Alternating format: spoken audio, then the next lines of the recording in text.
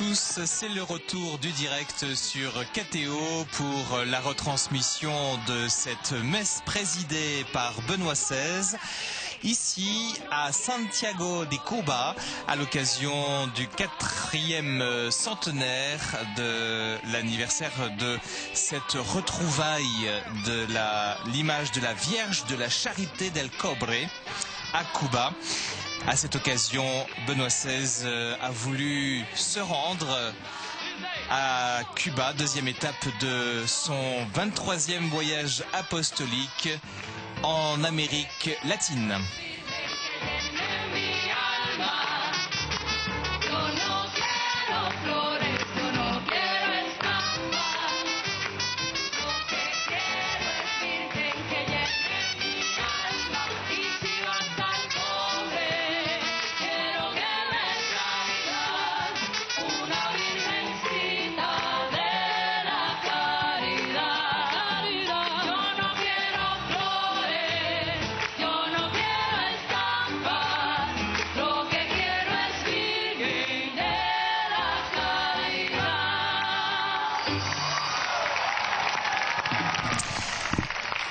Voilà un chant cubain qui disait « Je ne veux pas de fleurs ni d'images, ce que je veux, c'est que la Vierge vive dans mon âme ». Très belle parole en l'honneur de Notre-Dame, de la Vierge de la Charité del Cobre.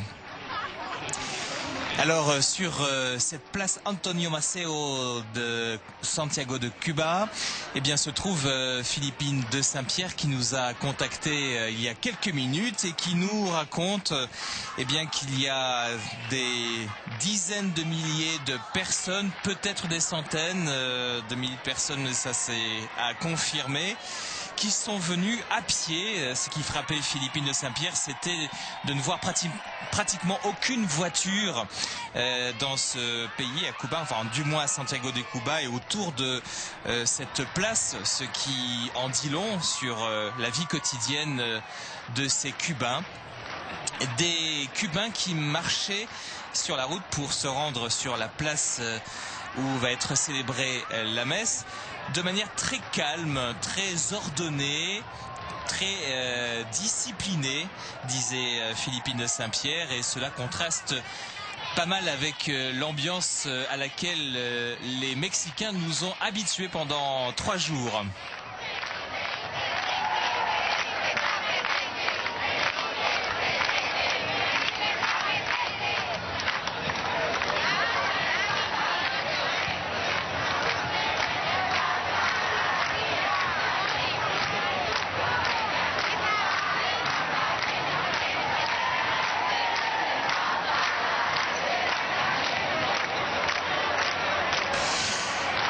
Santiago de Cuba, une ville de 400 000 habitants.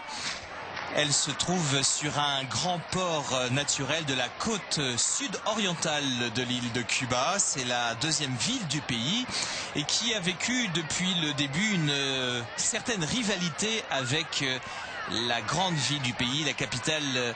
Je veux parler bien sûr de la Havane. Une rivalité qui se joue notamment sur la vitalité culturelle que connaît cette ville. Une vitalité culturelle mais aussi politique et qui rend parfois jalouse sa grande sœur de la Havane.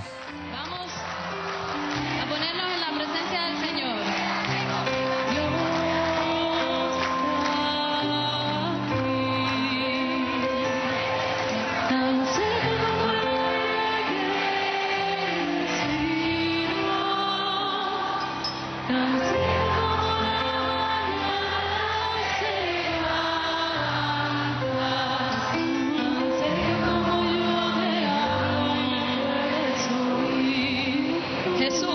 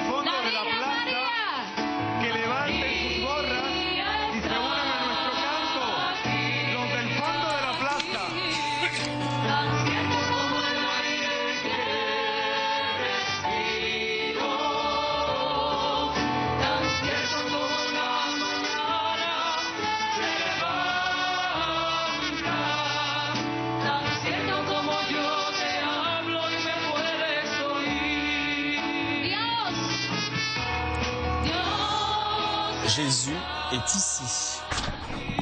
Jésus est ici, aussi certain que l'air que je respire, aussi certain que le jour va se lever demain, aussi certain que je lui parle.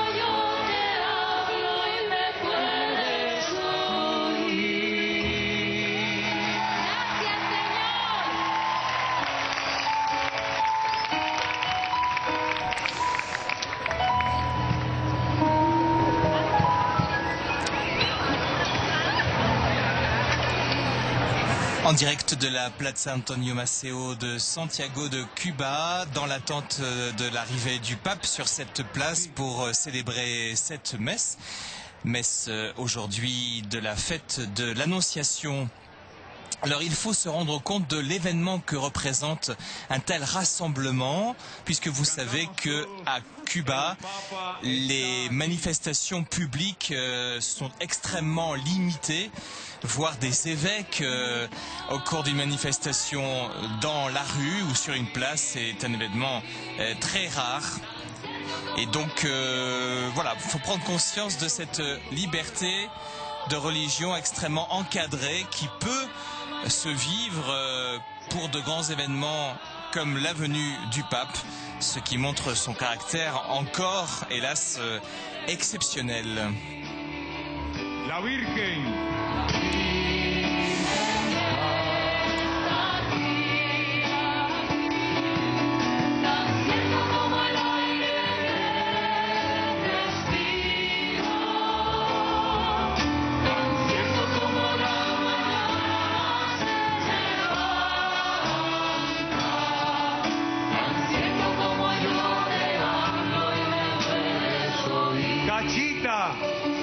Cachita está aquí.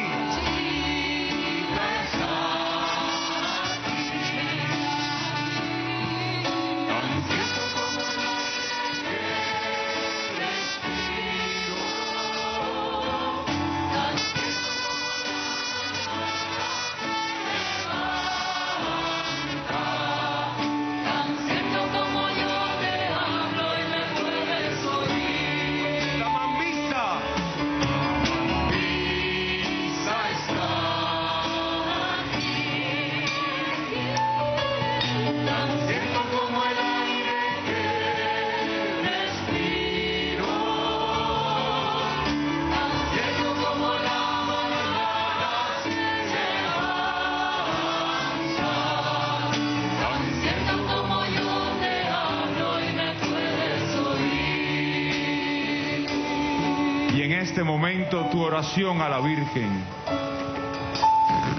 pidiéndole que te prepare a vivir este momento histórico, este momento importante de tu historia con Dios y de la historia de tu patria. Pon tus ojos y tu corazón en María de la Caridad. Ella te conoce.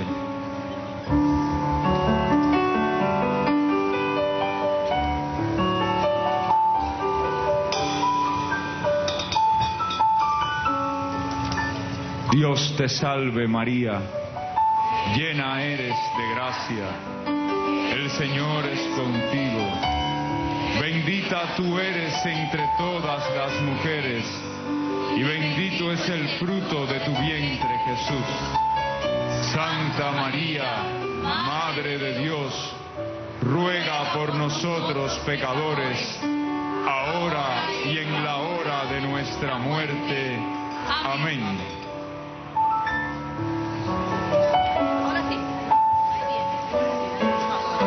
Dios te salve María, llena eres de gracia, el Señor es contigo, Bendita tú eres entre todas las mujeres, y bendito es el fruto de tu vientre, Jesús.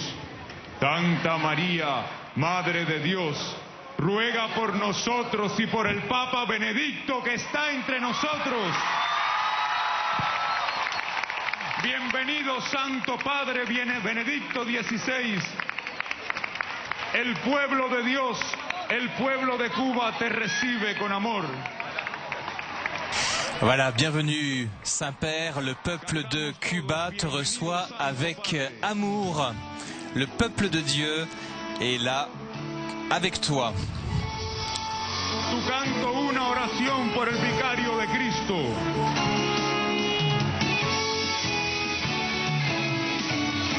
Este pueblo ama al Papa.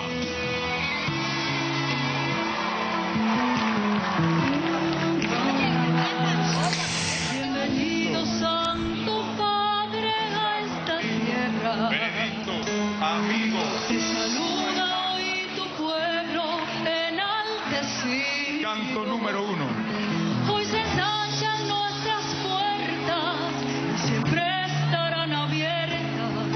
Descuida, solo guardamos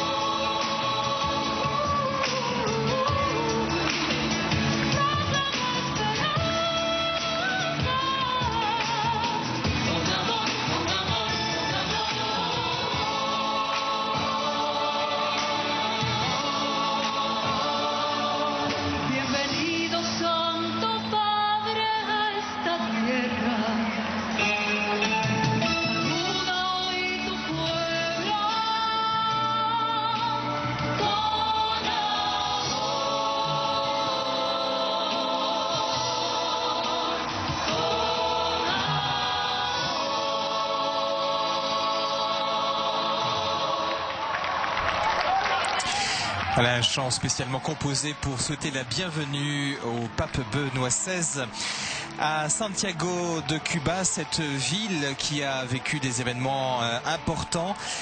Notamment, elle fut le théâtre d'une première insurrection en 1956 et c'est ici qu'a eu lieu la première apparition publique de Fidel Castro le soir du 1er janvier 1959 lorsqu'il annonça à la foule réunie que la révolution non seulement était en marche mais commençait à prendre et à marcher, à réussir.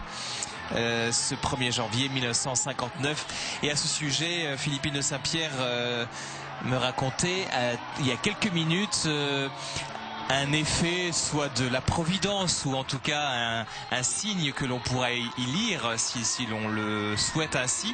C'était l'image de Fidel Castro devant laquelle est passée la statue de la Vierge de la Charité.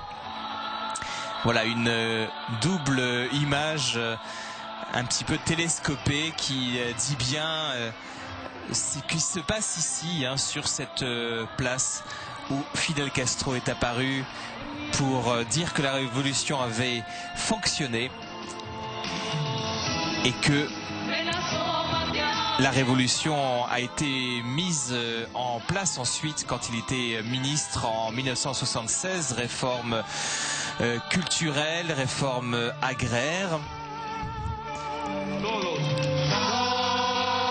et la célébration possible d'une messe ici sur cette place avec la venue pour la première fois de Benoît XVI après la venue historique à Cuba de Jean-Paul II. C'était il y a 14 ans en 1998.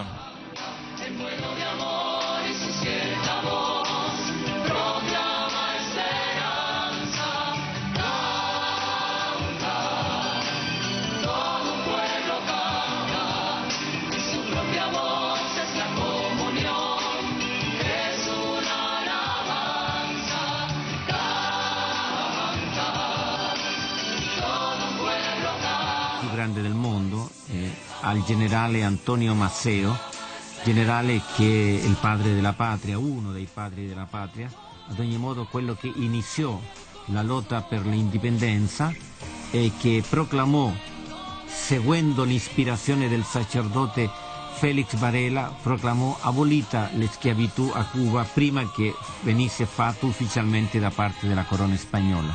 È una figura cristiana molto bella, è molto amata dal popolo cubano e lui, dopo una vittoria militare contro le truppe spagnole, arrivò fino a quello che allora era il santuario della Madonna della Carità del Cobre, che in realtà è una piccola chiesa quasi...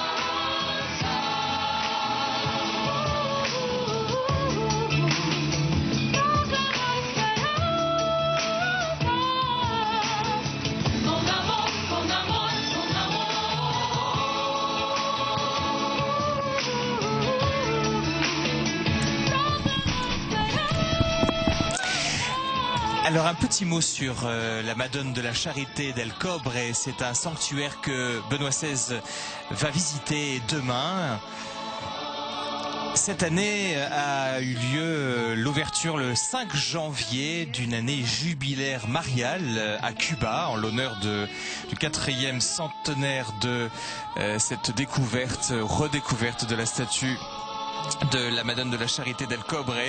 Eh bien, cette statue est passée dans tout le pays et a rassemblé ainsi des millions de Cubains qui sont venus chanter, prier, pleurer, disent les évêques qui rapportent ces événements, en vivant des émotions religieuses fortes. Certains ont retrouvé une foi plus importante, plus vive. D'autres se sont approchés du Christ par la Vierge Marie, sa mère, comme on a pu le lire tout à l'heure sur une banderole très importante placée sur cette place, à Jésus par Marie. Eh bien, c'est ce sentiment de foi profonde que le pape vient encourager, tout en développant à côté de ce sentiment religieux, eh bien, les vertus indispensables de l'amour chrétien, les vertus de miséricorde, de reconnaissance et de réconciliation entre tous les Cubains. Bienvenue, Cubains, venus de tous les coins du monde pour participer dans cette célébration sur Benoît XVI. Il est venu parmi nous en tant que pèlerin de la charité pour nous confirmer dans la foi et vénérer notre mère et patronne, la Vierge de la Charité du Cuivre. Dans cette année jubilaire, depuis cette découverte,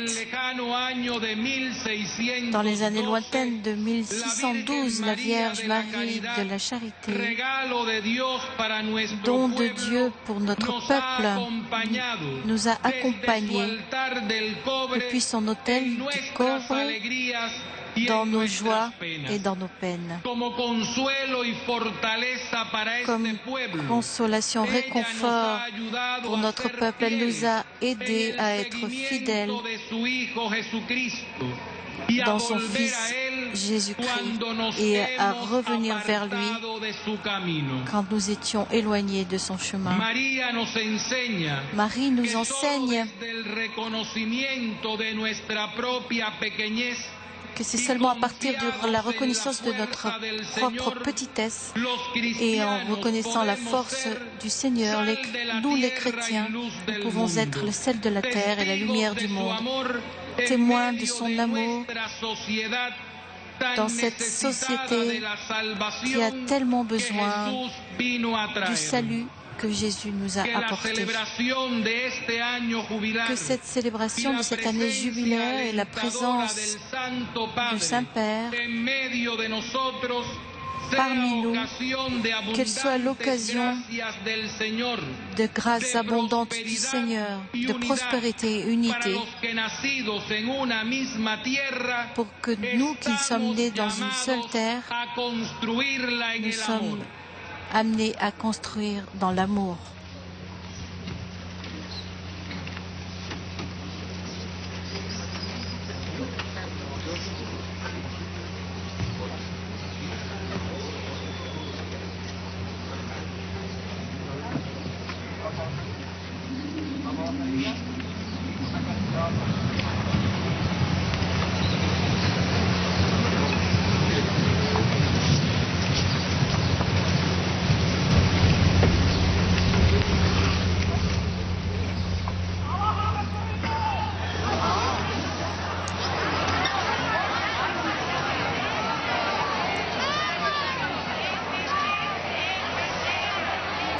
Voilà un petit peu de vent dans les branches des palmiers qui nous indique que peut-être la chaleur étouffante que notre correspondante envoyée spéciale Philippine de Saint-Pierre a éprouvée sur place, eh bien, va peut-être descendre, faire place à un air un peu plus respirable. Philippine nous disait que cette chaleur est vraiment très difficile à supporter et on peut penser que Benoît XVI aussi, plus qu'un autre, va vivre difficilement, supporter difficilement cette chaleur étouffante.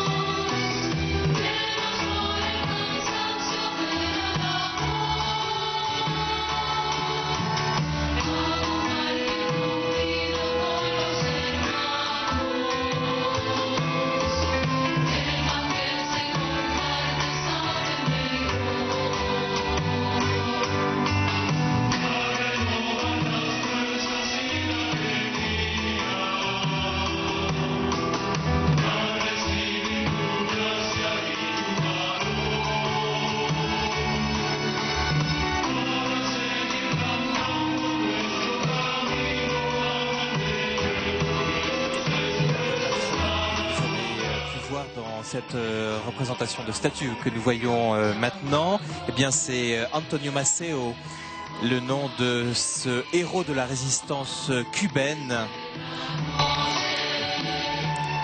Il fut général et participa à 2 guerres d'indépendance de Cuba dans la deuxième partie du 19e siècle. Contraint à l'exil, il est mort lors d'une bataille dans la zone occidentale de Cuba. Antonio Maceo, héros de l'indépendance cubaine et de la libération de la domination espagnole.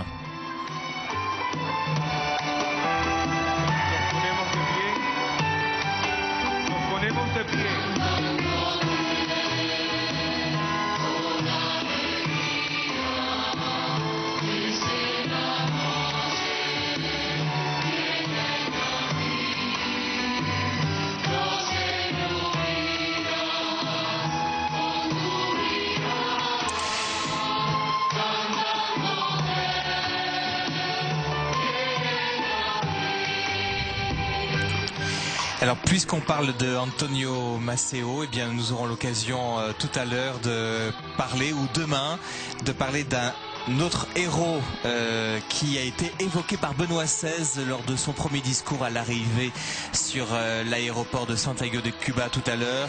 Évoqué aussi, mais c'est plus naturel, par le président cubain Raúl Castro, c'est la figure de José Martí, héros national cubain, la figure la plus importante et la plus aimée de la patrie.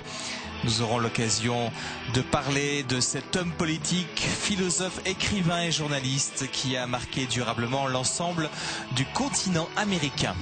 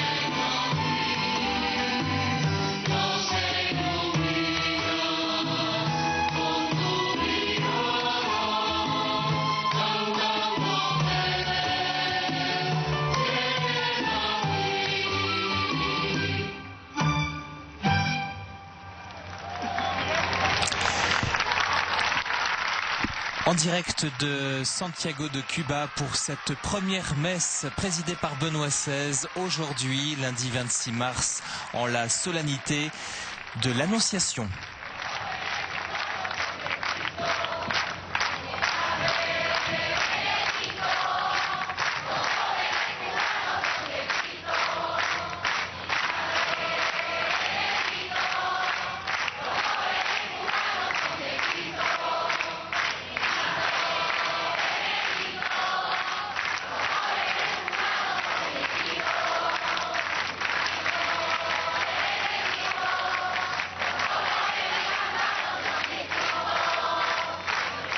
Querido Santo Padre,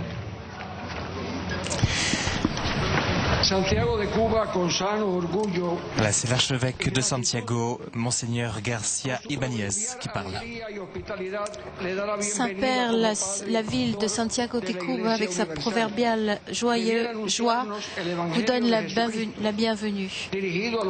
Vous qui venez nous annoncer l'Évangile dirigé aux hommes et aux femmes de tous les temps. Sur cette place historique dédiée à un héros,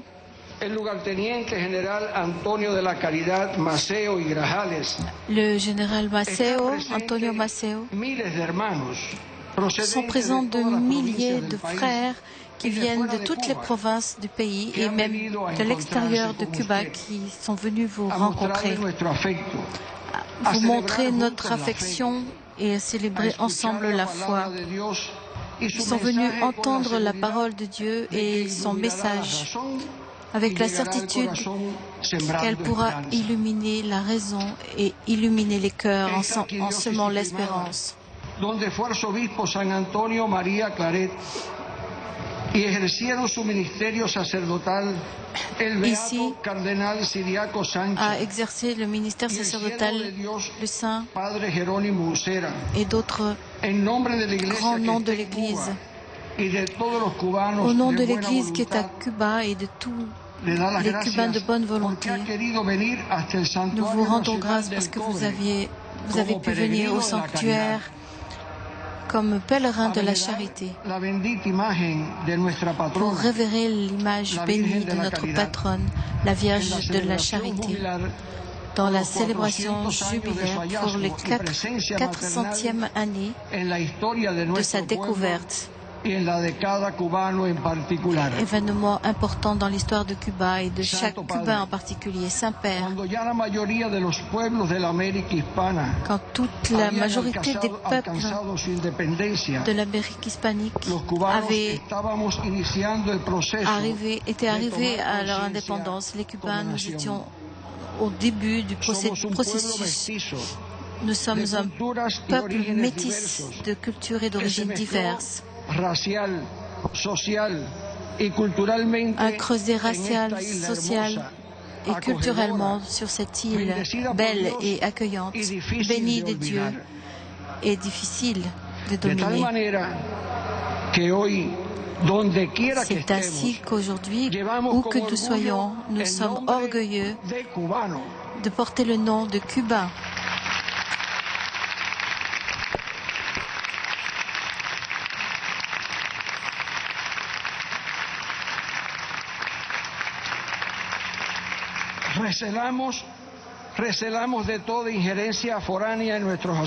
Nous refusons toutes les ingérences étrangères dans nos affaires intérieures et nous sentons engagés avec l'espoir et une décision, une république participative pour tous et pour le bien de tous, comme le désirait, comme le disait Martí.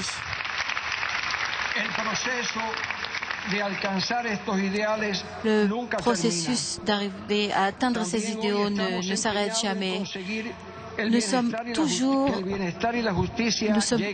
engagés pour réussir à obtenir la justice pour tout le monde. Nous sommes un seul peuple avec différents critères concernant les chemins à suivre pour arriver à un futur meilleur. Tout au long de la courte histoire, cette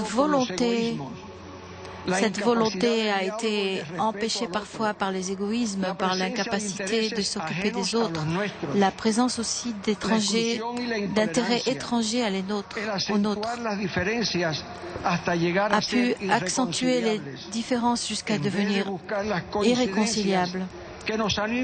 Au lieu de chercher à être rassemblés, nous sommes arrivés à la violence entre les Cubains parmi nous, chose qui annule la dignité, ne bénéficie à personne et affaiblit la dignité spirituelle de notre peuple. Il faut passer par-dessus, dépasser les barrières qui séparent les Cubains entre eux. Nous devons chanter et nous devons écouter cette mission de cette année jubilaire devant la Vierge. Tous tes enfants vierges, nous devons être frères.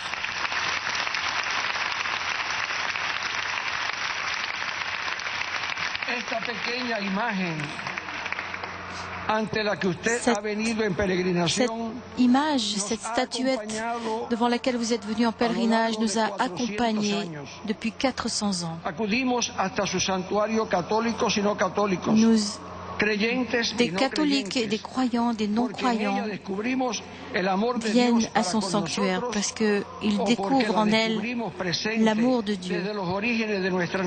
Cet amour qui est présent depuis les origines de notre nation, symbole des plus beaux désirs et des plus belles visées. Vous avez choisi pour célébrer cette Eucharistie ce beau jour de l'Annonciation. Le jour où Christ, auteur de la vie, s'est incarné dans le sein de la Vierge Marie. Notre peuple se rend en pèlerinage devant la charité pour chercher la vie, la paix et l'espoir que seul Dieu est capable de donner. Elle est un chemin infaillible pour trouver Dieu, notre seul Sauveur. Il est le chemin, la vérité et la vie. Aide-nous, Saint-Père, pour que notre peuple n'ait pas peur de retrouver Jésus à travers la Vierge de la Charité. Jésus, à travers Marie, qu'il n'ait pas peur de rendre réel le désir de tous, de chercher des solutions aux problèmes nationaux en demandant la participation de tous, en cherchant le dialogue, le respect mutuel, la réconciliation, avec la certitude que seul l'amour construit. Sainteté. Pour notre cité, pour notre ville, préparer votre visite a signifié un grand effort.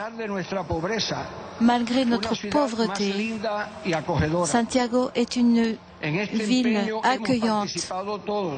Nous avons tous voulu participer, techniciens, ouvriers, artistes qui ont travaillé infatigablement, les autorités, l'archidiocèse, les églises et tout le peuple qui vous reçoit avec joie. Cette attitude a rendu possible le fait d'être ici tous sur cette place pour célébrer l'Eucharistie. C'est une démonstration du fait que quand la volonté unit, on arrive à travailler ensemble. Je demande à Dieu que ce soit comme une parabole qui nous amène à chercher le bien de tous, le bien commun, avec la participation de tous. C'est le seul chemin. Et cela, Saint-Père, est possible.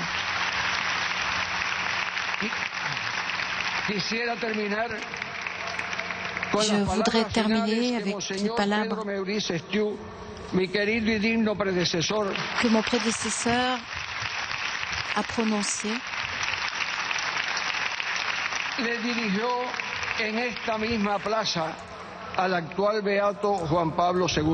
Qu'il avait dirigé, qu'il avait adressé à Jean-Paul II. Saint-Père, les Cubains, nous supplions humblement à votre sainteté qu'il monte sur l'autel et qu'il donne à l'agneau immaculé ce symbole. Béni soit celui qui vient au nom du Seigneur. Bienvenue. Le mot d'accueil de l'archevêque de Santiago de Cuba, Monseigneur Garcia Ibáñez. L'archidiocèse de Santiago de Cuba compte 1 050 000 habitants, 24% sont catholiques, 15 prêtres diocésains, 11 prêtres religieux, 17 religieux, frères, 36 religieuses et 2 séminaristes en cours de formation.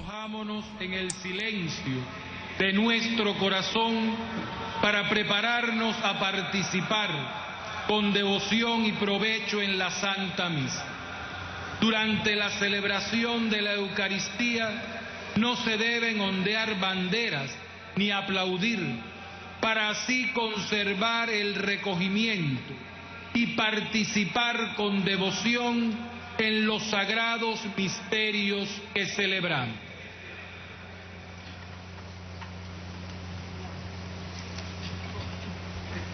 En el nombre del Padre, y del Hijo, y del Espíritu Santo. Amén. La paz esté con ustedes. Y con su espíritu. Hermanos, para celebrar dignamente estos sagrados misterios, reconozcamos nuestros pecados.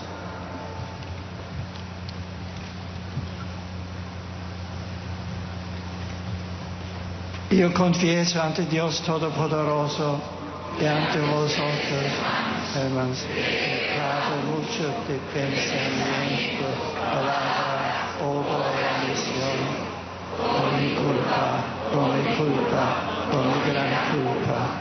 Por eso digo a Santa María, siempre Virgen, a los ángeles, a los santos, y a vosotros, hermanos, intercedáis por mí ante Dios nuestro Señor.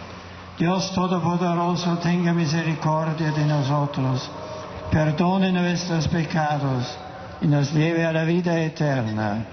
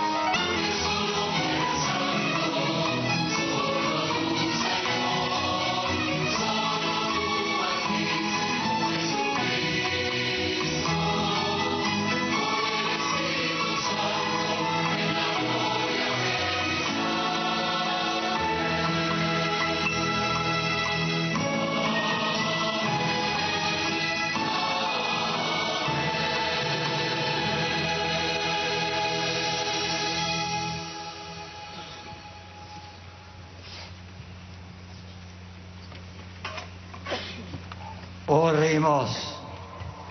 Señor, tú has querido que la palabra se encarnase en el seno de la Virgen María.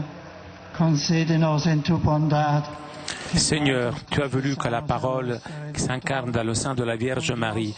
Accorde-nous en ta bonté que ce que nous confessons à notre Rédempteur en tant que Dieu et comme homme véritable nous permette d'être semblants à lui dans son naturel divin.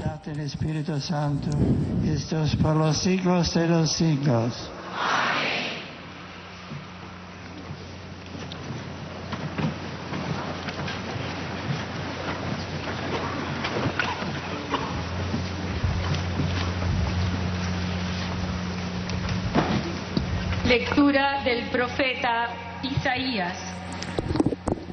En aquel tiempo, Lecture du livre d'Isaïe. habló a Acaz. Le Seigneur envoya le prophète Isaïe dire au roi Akaz: demande pour toi un signe venant du Seigneur ton Dieu. Demande-le au fond des vallées, ou bien à haut sur les sommets. Akaz répondit: non, je n'en demanderai pas, je ne mettrai pas le Seigneur à l'épreuve. Isaïe dit alors: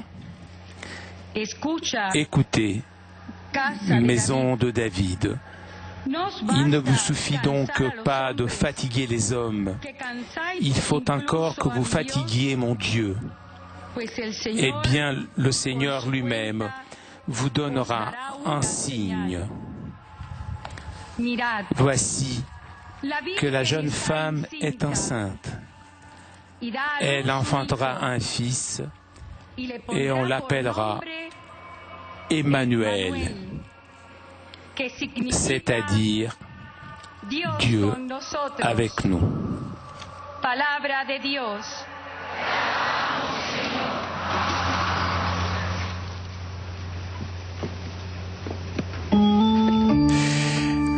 Le psaume 39, me voici Seigneur pour faire ta volonté. Aquí estoy, Señor, para hacer tu voluntad. Aquí estoy, Señor, para hacer tu voluntad. Tú no quieres sacrificios ni ofrendas, y en cambio me abriste el oído. No pides sacrificio expiatorio, entonces yo digo, aquí estoy. Aquí estoy, Señor, para hacer tu voluntad. Como está escrito en mi libro, para hacer tu voluntad. Dios mío, lo quiero y llevo tu ley en las entrañas. Aquí estoy, Señor, para hacer tu voluntad. He proclamado tu salvación ante la gran asamblea. No he cerrado los labios, Señor, tú lo sabes. Aquí estoy, Señor, para hacer tu voluntad. No me he guardado en el pecho tu defensa, he contado tu fidelidad y tu salvación. No he negado tu misericordia y tu lealtad ante la gran asamblea.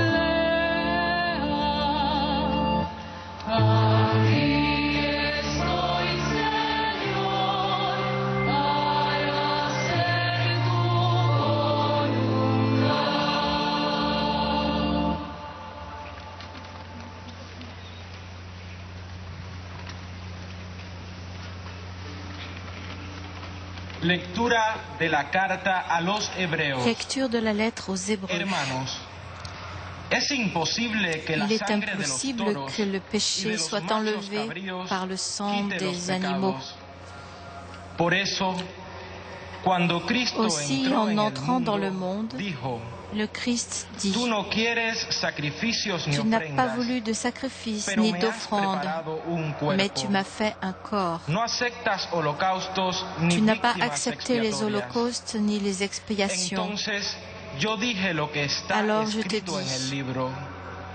Aquí estoy, Je suis oh venu, Dios, me para voici hacer mon tu Dieu, je suis voluntad. venu pour faire ta volonté. Primero dice: Le Christ No commence quieres donc ni par dire: aceptas Tu sacrificios n'as pas voulu ni ofrendas, accepter les sacrifices et les holocaustos, offrandes, ni víctimas les holocaustes expiatorias et les que se expiations pour le ofrecen péché según la ley. que la loi prescrit Después d'offrir. añade: Puis il Aquí déclare: estoy yo para Me hacer voici, tu voluntad. je suis venu pour faire ta Niega lo volonté. primero Ainsi, para afirmar il lo supprime segundo. l'ancien culte pour Y rétablir le conforme nouveau. a esa voluntad, Et c'est par cette volonté todos quedamos que nous santificados sommes por sanctifiés la oblación del grâce cuerpo à de l'offrande que Jesucristo, Jésus-Christ a faite hecha de son una corps, vez para siempre. une fois pour toutes. Palabra de Dios.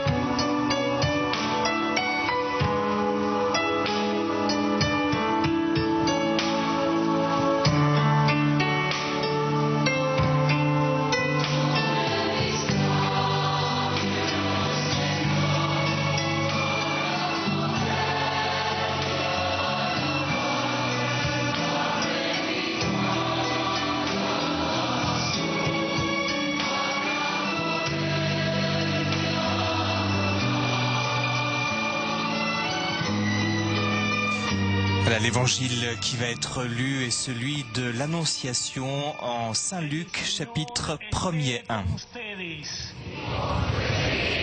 Lectura del Santo Evangelio según San Lucas.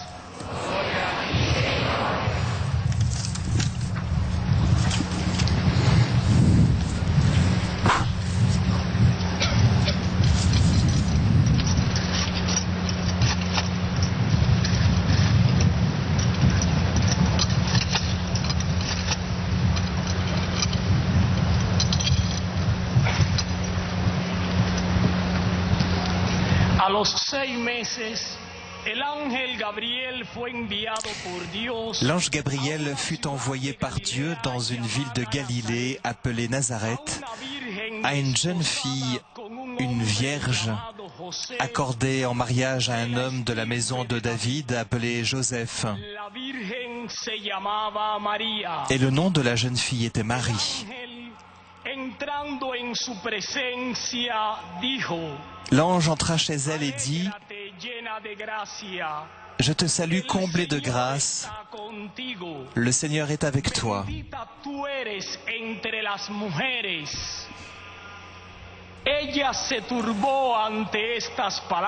À cette parole, elle fut toute bouleversée et elle se demandait ce que pouvait signifier cette salutation.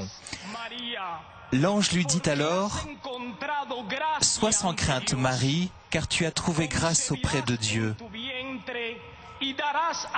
Voici que tu vas concevoir et enfanter un fils. Tu lui donneras le nom de Jésus. Il sera grand. Il sera appelé Fils du Très-Haut. Le Seigneur Dieu lui donnera le trône de David, son père. Il régnera pour toujours sur la maison de Jacob et son règne n'aura pas de fin. » Marie dit à l'ange: « Comment cela va-t-il se faire puisque je suis vierge ?» L'ange lui répondit: «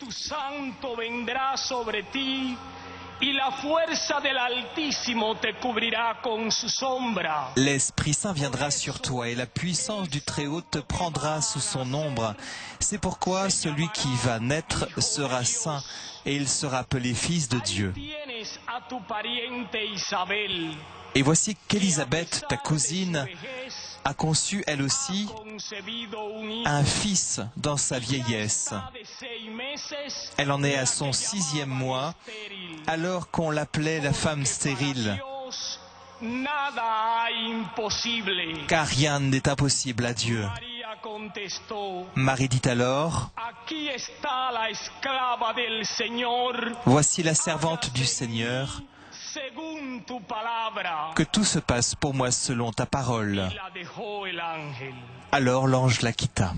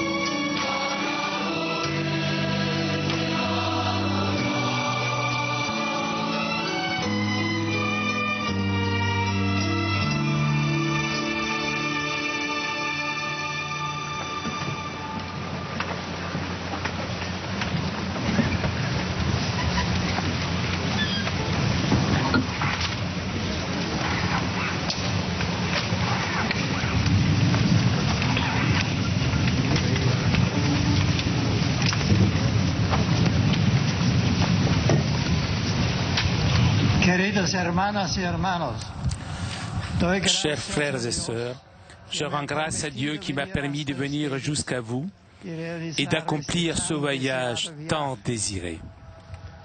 Je salue Monseigneur Dionisio García Ibáñez, archevêque de Santiago de Cuba, le remerciant de ses aimables paroles d'accueil au nom de vous tous.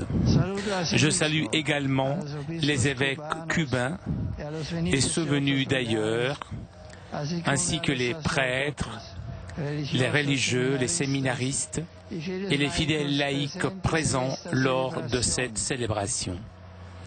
Je ne peux pas oublier ceux qui, par cause de maladies, de leur âge avancé et pour d'autres raisons, n'ont pas pu être ici avec nous. Je salue aussi les autorités qui ont gentiment voulu nous accompagner. Cette Sainte Messe que j'ai la joie de présider pour la première fois durant ma visite pastorale dans ce pays s'insère dans le contexte de l'année mariale jubilaire convoquée pour honorer et vénérer la Vierge de la Charité de Cobre, patronne de Cuba, à l'occasion de notre 100e anniversaire de la découverte et de la présence de sa vénérable image en cette terre bénie. Je n'ignore pas le sacrifice et le dévouement avec lesquels s'est préparé ce jubilé, spécialement du point de vue spirituel. Connaître la ferveur avec laquelle Marie, lors de son pèlerinage à travers tout le recoin des lieux de l'île, a été saluée et invoquée par tant de Cubains m'a rempli d'émotion.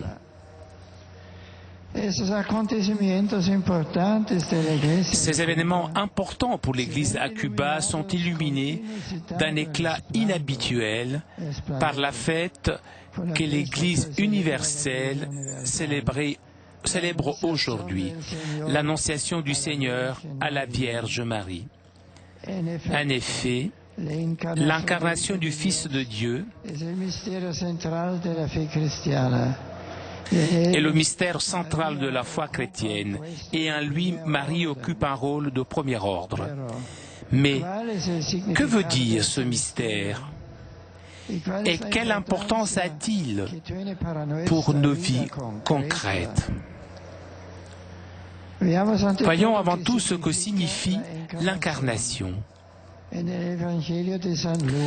l'évangile de Saint Luc, nous avons écouté les paroles de l'ange à Marie. L'Esprit Saint viendra sur toi et la puissance du Très-Haut te prendra sous son ombre. C'est pourquoi celui qui va naître sera saint et sera appelé Fils de Dieu. Anne-Marie, le Fils de Dieu s'est fait homme, accomplissant ainsi la prophétie d'Isaïe. Voici, la jeune fille deviendra enceinte, et elle enfantera un fils, et elle lui donnera le nom d'Emmanuel, qui signifie Dieu avec nous.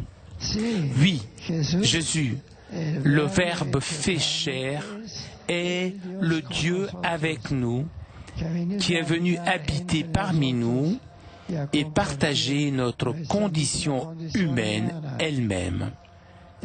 L'apôtre Saint Jean l'exprime de la manière suivante.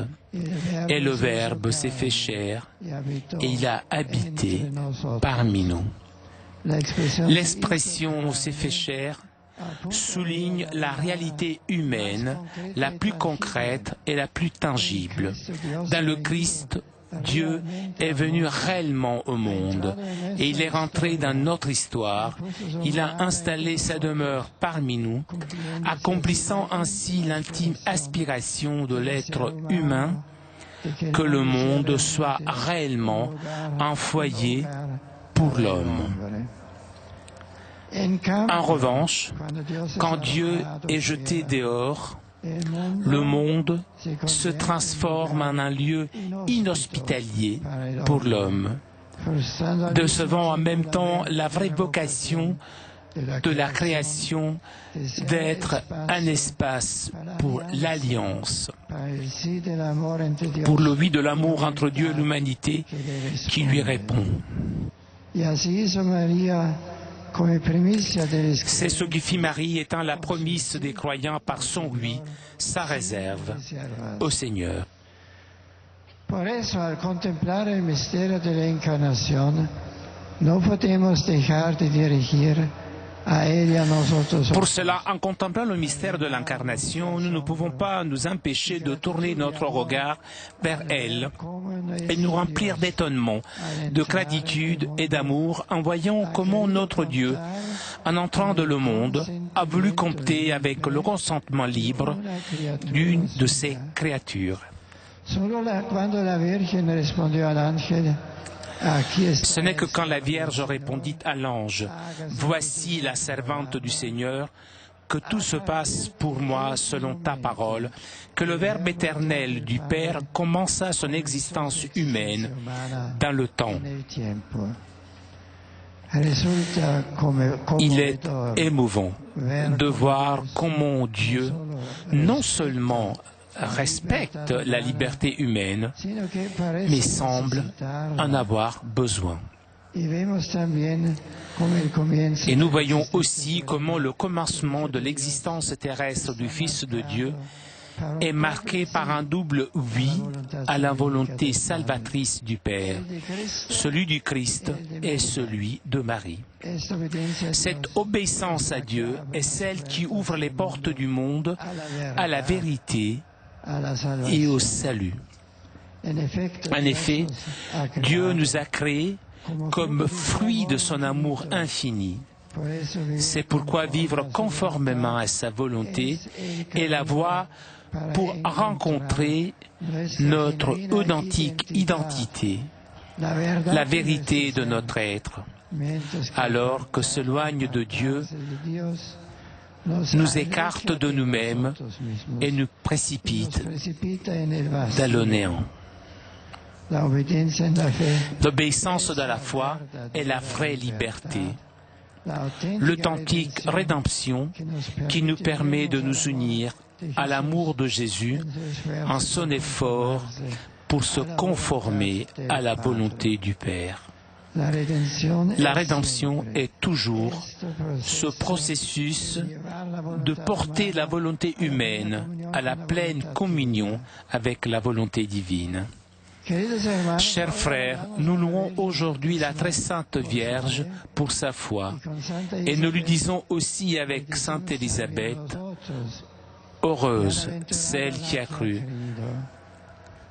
Comme dit saint Augustin, avant de concevoir le Christ dans son sein, Marie le conçut dans la foi de son cœur. Marie crut et s'accomplit dans celle qu'elle croyait.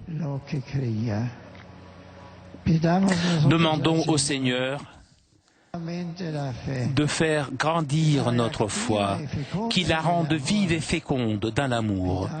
Demande-lui de savoir accueillir notre cœur comme elle, la parole de Dieu, et de l'appliquer avec docilité et constance.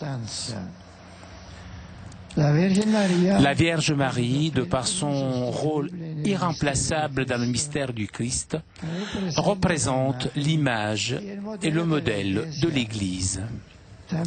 L'Église aussi, de même que fit la mère du Christ, est appelée à accueillir en soi le mystère de Dieu qui vient habiter en elle.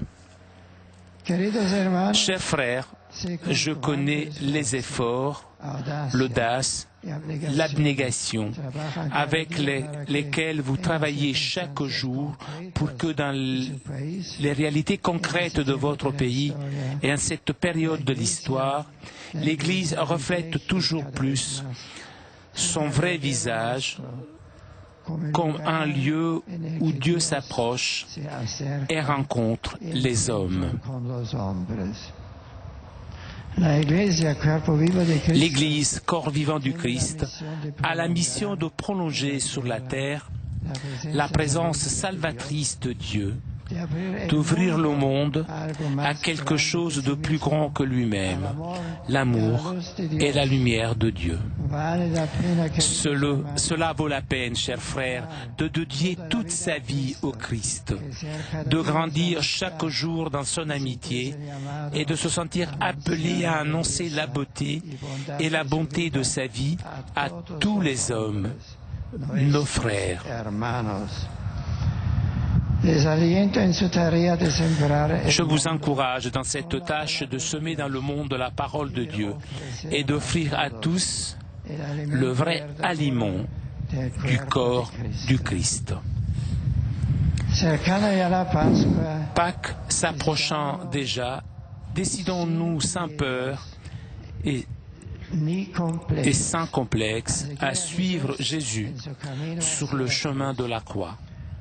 Acceptons avec patience et foi n'importe quelle contrariété ou affliction avec la conviction que dans sa résurrection, il a vaincu le pouvoir du mal qui obscurcit tout et fait se lever un monde nouveau. Le monde de Dieu, de la lumière, de la vérité, de la joie. Le Seigneur n'arrêtera pas de bénir par des fruits abondants la générosité de votre dévouement. Le mystère de l'incarnation dans lequel Dieu se fait proche de nous montre également la dignité incomparable de toute vie humaine. C'est pourquoi, dans ce projet d'amour, depuis la création, Dieu a confié à la famille fondée sur le mariage la très haute mission d'être la cellule fondamentale de la société et la vraie Église domestique. C'est avec cette certitude que vous, chers époux, vous devez être spécialement pour vos enfants le signe réel et visible de l'amour du Christ pour l'Église. Cuba a besoin du témoignage de votre fidélité, de votre unité, de votre capacité à accueillir la vie humaine, spécialement celle sans défense et dans le besoin. Chers frères, devant le regard de la Vierge de la Charité de Cobre, je désire lancer un appel pour que vous donniez un nouvel élan à votre foi, pour que vous viviez du Christ et pour le Christ, et qu'avec les armes de la paix, le pardon et la compréhension, vous luttiez pour construire une société ouverte et rénovée, une société meilleure, plus digne de l'homme, qui reflète davantage la bonté de Dieu. Amen.